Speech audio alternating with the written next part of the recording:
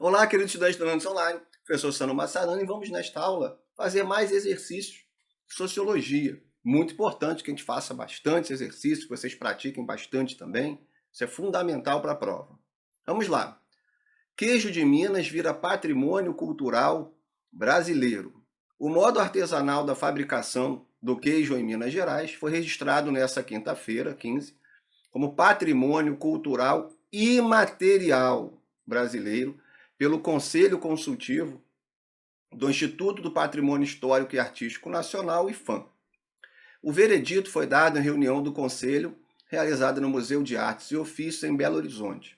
O presidente do IPHAN e do Conselho ressaltou que a técnica de fabricação artesanal do queijo está inserida na cultura do que é ser mineiro. Entre os bens que compõem o patrimônio nacional, o que pertence à mesma categoria citada no texto está representado, então são várias imagens que eu vou mostrar no próximo slide. Então é importante aqui, pessoal, que ele fala do queijo de Minas Gerais como patrimônio cultural imaterial. Se vocês lembram da aula de cultura, a gente comenta que existe a cultura material e a cultura imaterial. A cultura material é aquilo que é tangível, aquilo que a gente consegue encostar. Cultura imaterial são ideias, processos, valores, ok? Técnicas. Então vamos lá, que podem ser passados de geração para geração, de uma pessoa para outra. Então, letra A, temos aí o Mosteiro de São Bento, no Rio de Janeiro. Isso pertence à cultura material. O queijo Minas, fazer o queijo, pessoal, é um processo de cultura imaterial, ok? O queijo em si é material, a gente vai comer o queijo, lógico, mas a técnica, vamos voltar aqui para o texto, ele está falando da técnica, do modo de fabricação, modo artesanal de fabricação, ok? Então está falando do processo imaterial aqui, de que você vai passando de uma pessoa para outra, dos valores.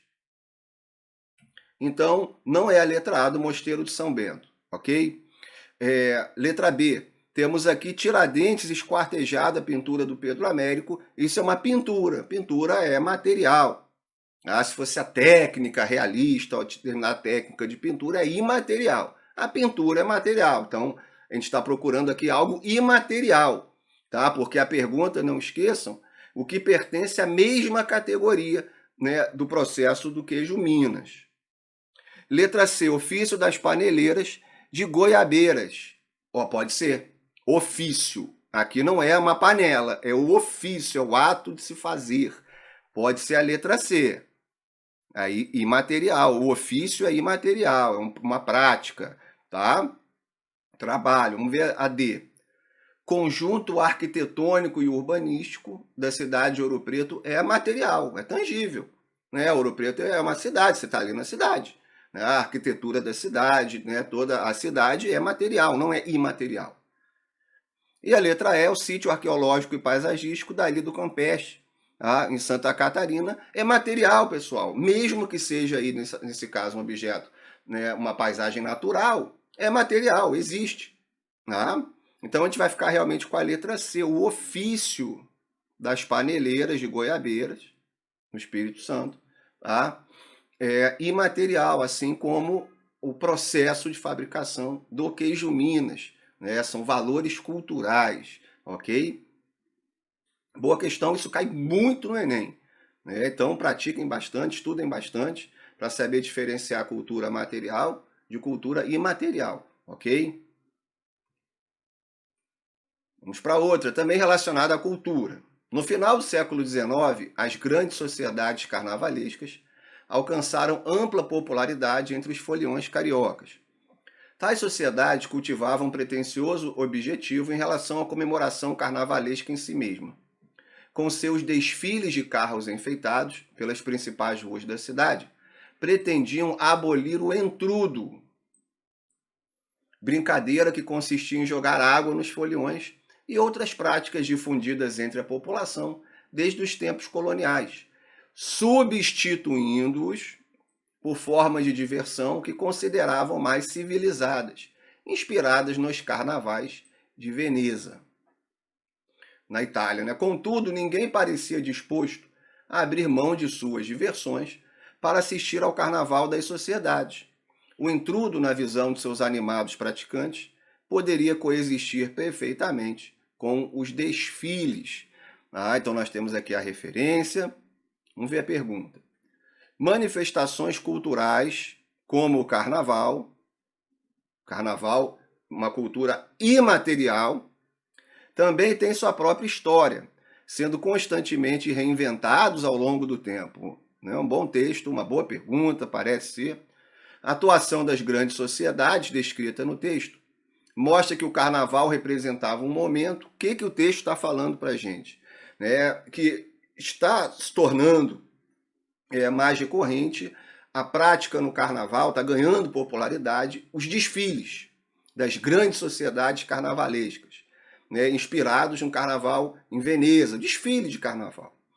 E essas grandes sociedades querem acabar com o entrudo, que é a prática carnavalesca de se jogar água. E existe até hoje essa prática, se está passando o carnaval, jogam espuma, jogam água, dizendo que essa prática não é civilizada. Civilizada é o desfile carnavalesco. Então há essa disputa entre o que seria o carnaval a ser praticado. Isso é muito importante, isso é uma disputa cultural. É interessante quando a gente vê desfile de escola de samba hoje, a gente associa muito, não, é uma coisa popular o desfile de escola de samba, para a gente ver como a cultura muda. Que aqui o desfile era visto como algo civilizado, que vinha de fora, como algo superior, em relação à comemoração do entrudo. Então, o que era de elite numa época pode se tornar popular em outra e vice-versa. Mas vamos lá. Essa atuação de tentar abolir o intrudo mostra o momento que, vamos lá, letra A, que o carnaval representava que momento? Distinções sociais eram deixadas de lado, não, em nome da celebração. Eles estão dizendo que é mais civilizado. Então não está deixando de lado a distinção social. B, civilizado aqui como um termo superior, B, aspirações cosmopolitas da elite. Cosmopolitas é a diversidade de costumes de nações, Quando a gente fala que uma cidade é cosmopolita, ela tem pessoas de diferentes origens. Impediam a realização da festa fora dos clubes. Tem nada a ver com o texto, A elite aqui quer a festa nas ruas, fora dos clubes. Não quer impedir a realização fora dos clubes. Tem nada a ver com o texto. C. Liberdades individuais eram extintas, que palavra forte, pelas regras das autoridades públicas. Não, pessoal, em nenhum momento tem autoridade pública aqui no texto. Não está falando de extinção de liberdade por autoridade pública, tá? D. Tradições populares se transformavam em matéria de disputas sociais. Muito provavelmente é a D. É uma disputa social sobre o que deve ser o carnaval, uma disputa sociocultural, que acontece o tempo inteiro. Façam essa análise quando chegar aí o carnaval. Qual música deve ser tocada no carnaval? Às vezes toca um ritmo diferente. Não, isso não é música de carnaval. Aí toca determinada música. Essa música tem a ver com carnaval. Essa música é clássica de carnaval, mas às vezes ela existe há menos de 20 anos e a gente já chama de clássico.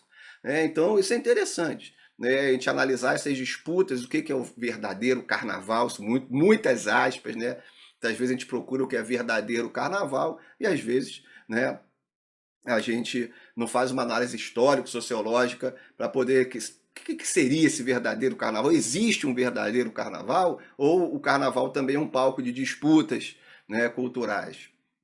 Por essa questão, estamos vendo aqui a disputa cultural em relação ao carnaval. Letra E, perseguições policiais, isso não tem a ver com o texto. Tinha um caráter xenófobo, de aversão ao estrangeiro, por repudiar a tradição estrangeira. Não, e aqui não está repudiando a tradição estrangeira, está valorizando os carnavais de Veneza, querendo trazer as fantasias de Veneza, o desfile de Veneza. Foi o que acabou acontecendo. Então aqui é a letra D, uma ótima questão, mostra muito como determinada prática ela sofre essas disputas culturais. Vamos para a próxima, pessoal. O alemão Franz Boas foi o primeiro a ressaltar a importância do estudo das diversas culturas em seu próprio contexto. A gente tem que saber, então, definir isso. O que é o estudo das culturas no próprio contexto? A partir das suas peculiaridades. Boas ressaltava não haver cultura superior ou inferior. Para ele deveriam, então não há cultura superior ou inferior. Para ele deveriam ser considerados fatores históricos, naturais e linguísticos que influenciavam o desenvolvimento de cada cultura em particular. Vamos à referência. A abordagem apresentada no texto foi desenvolvida a partir do início do século XX e originou uma nova perspectiva das ciências sociais em relação ao estudo das culturas. Essa perspectiva é denominada, então, grande Franz Boas, né, antropólogo alemão, com ligações fortes com os Estados Unidos. Tá? O Boas, pessoal, tem uma frase espetacular. O olho que vê, o olho que enxerga é o olho da tradição. O que o Boas quer dizer com isso? Que nós só conseguimos enxergar aquilo que a nossa cultura permite. Aquilo, nossos valores culturais, valores que nós fomos socializados. O Boas, ele vai passar uma parte da sua vida estudando os esquimós, os inuits, né, no Canadá. Quando a gente fala, por exemplo, de neve ou de branco, né, a gente é branco, só é branco, isso é neve. E aí o Boas, estudando, né, os inuits, ele vai ver que esse povo, que vive na neve praticamente a vida toda, tem diversos, né, identifica diversos tons de neve, tipos de neve, tons de branco. Para a gente é uma coisa só, para eles são vários, vários e vários. Tá? Então, qual é o nome, pessoal, do conceito cultural, da perspectiva cultural, onde a gente só consegue entender uma outra cultura a partir dos valores dessa outra cultura? Tá? Então já está aqui na letra A, é o relativismo cultural, já vamos marcar. O relativismo cultural é essa perspectiva, da gente analisar a cultura do outro a partir do outro, tá? E não a partir da gente. Letra B, materialismo. Aqui materialismo, bom, se for materialismo do Marx, materialismo histórico, é a valorização, né, das relações de produção, da economia como a base da sociedade. Não é isso que o Boas está falando, tá? Letra C, evolucionismo. Evolucionismo, pessoal, é a ideia de que existe uma evolução social, né, onde uma sociedade é inferior e a partir de determinados avanços se torna superior, civilizada. Muito cuidado com esse conceito largamente utilizado no século XIX, muitas vezes usado até hoje. Tá? Então há uma grande contestação a essa ideia de evolucionismo. Em relação a quê? Evolução tecnológica, evolução em noção de felicidade, noções objetivas, noções subjetivas, isso é muito complicado. Tá? Mas nós somos muito influenciados por um ideal evolucionista que vem aí desde o iluminismo, né, na ideia de que o europeu branco industrializado é a sociedade ideal. Então a gente tem que analisar isso com bastante atenção, tá? Não é isso aqui que o Boas está falando. E o etnocentrismo é exatamente o oposto. Né? O etnocentrismo é quando a gente analisa o outro a partir dos nossos valores.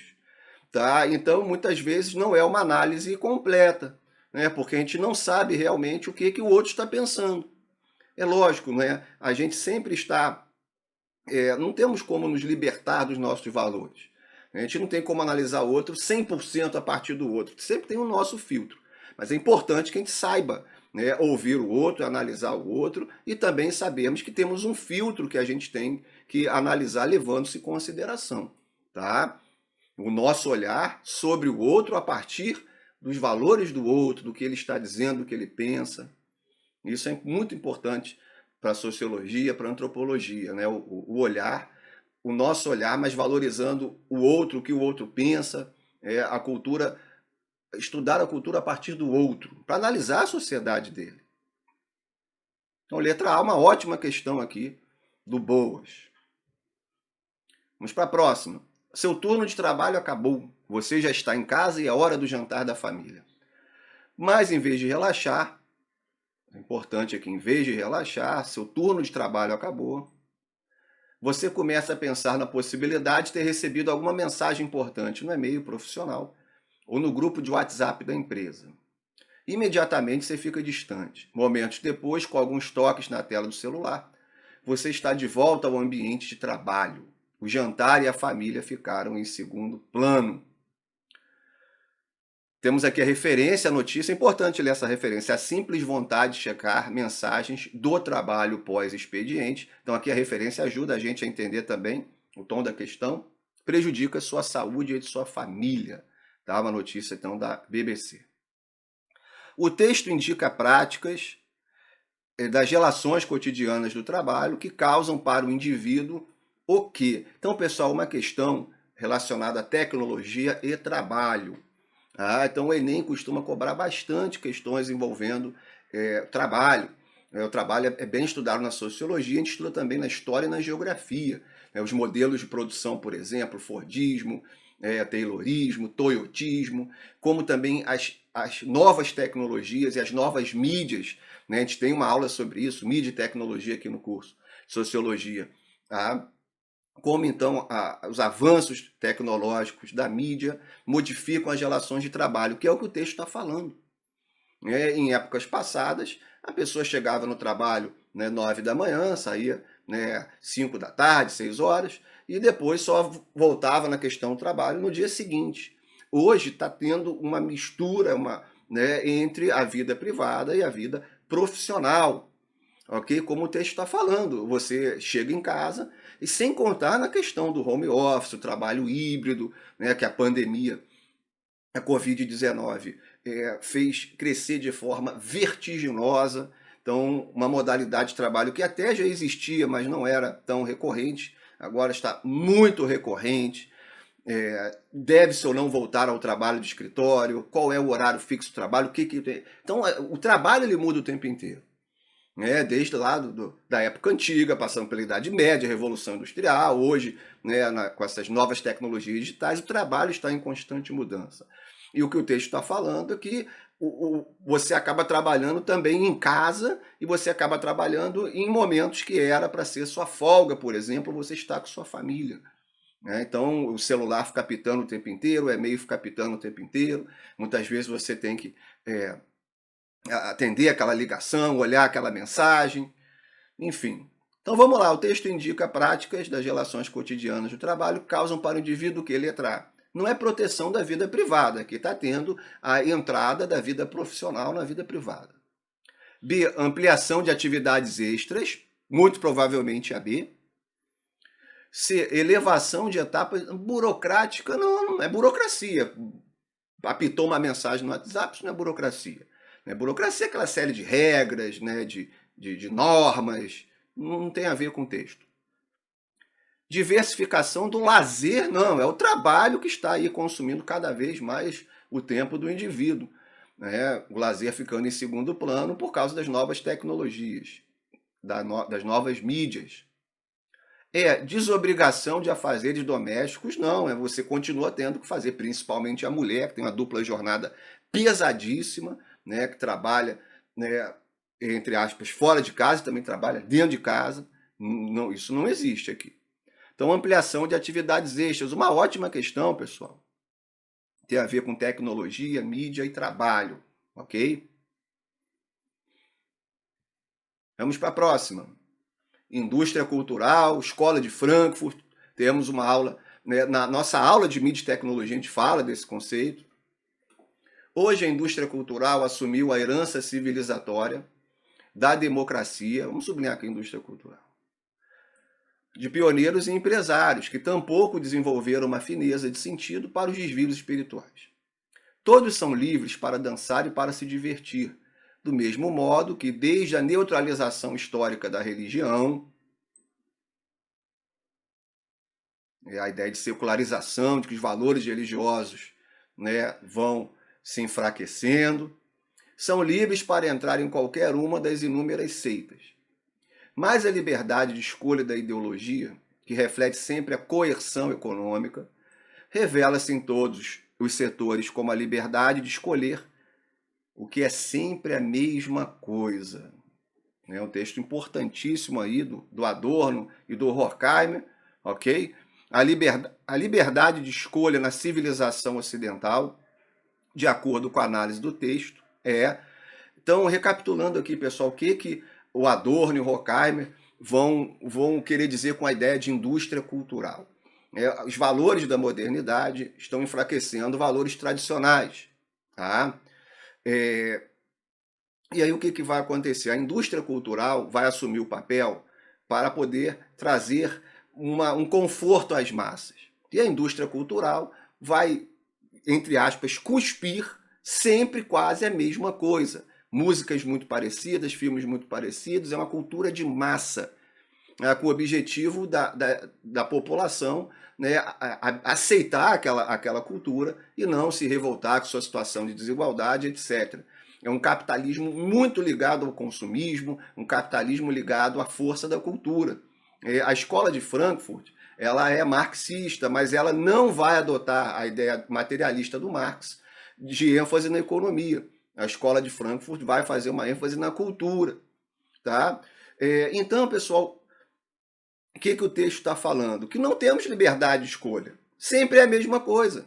Sempre a gente vai ver filme muito parecido, sempre a gente vai ouvir. Não necessariamente a gente tem que concordar com essa teoria, aqui a gente tem só que responder de acordo com a teoria. Aí também temos que fazer uma análise crítica, pensar, né? Será que existe algum fundamento nisso? Será que é sempre tão radical assim? Isso que é o estudo, né, das ciências humanas, né? Não é a gente aceitar qualquer teoria 100%, não é isso. É sim a gente ver as principais teorias e fazer uma problematização delas. E aqui a gente tem que responder o que a teoria defende. Então vamos lá. Não é legado social, que não tem nada a ver. Não é patrimônio político, não estou vendo nenhuma ligação. Não está falando de moralidade aqui, também produto de moral, né, de que é certo, o que é errado. Nem a conquista, a letra E. Ilusão da contemporaneidade.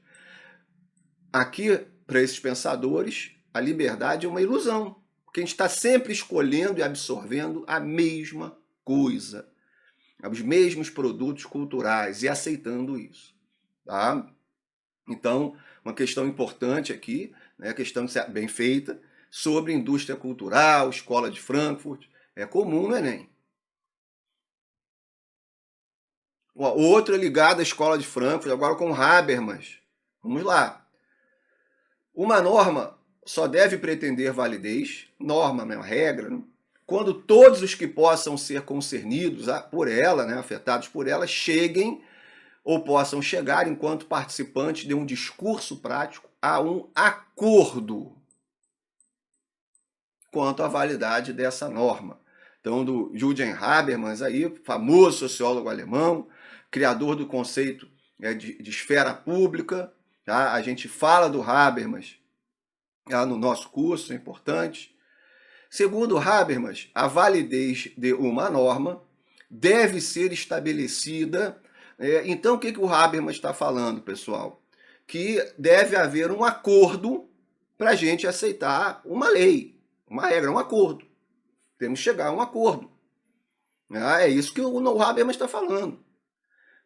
E geralmente, muitas vezes não é isso que acontece. Então vamos lá. Essa norma deve ser estabelecida pela liberdade humana, que consagra a vontade. Não é isso que o Habermas fala, cuidado com essa alternativa. A letra B, razão comunicativa, que requer um consenso. O acordo é um consenso. Todos aceitam aquilo ali. Para o Habermas isso é fundamental. O Habermas defende a democracia.